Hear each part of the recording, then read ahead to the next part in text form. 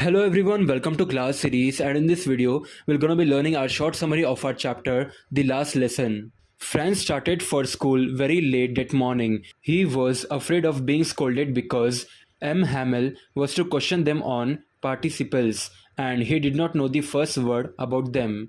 He thought of running away and spending the day out of doors. The warm bright day, the chirping birds, and the Prussian soldiers drilling in the open field back of the sawmill were tempting, but he resisted the temptation and hurried off to school.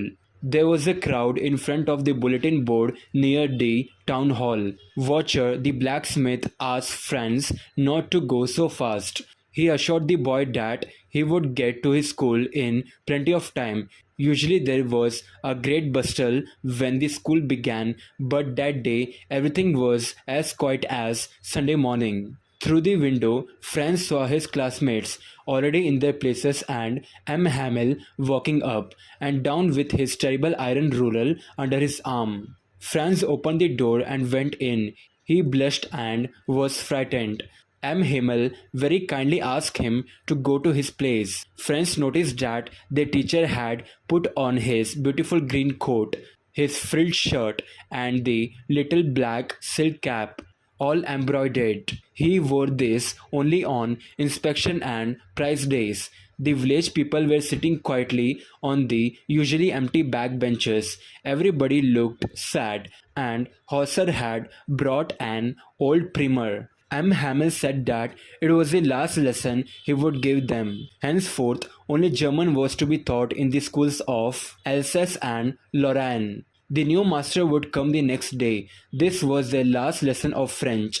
He wanted them to be very attentive. Franz felt sorry that he had not learnt his lessons properly. The idea that M. Hamel was going away made the narrator forget all about his rural and how cranky he was. Now, Franz understood why M. Hamel had put on his fine Sunday clothes and why the old men of the village were sitting there. They had come to thank the master for his 40 years' faithful service and to show their respect for the country that was theirs no more.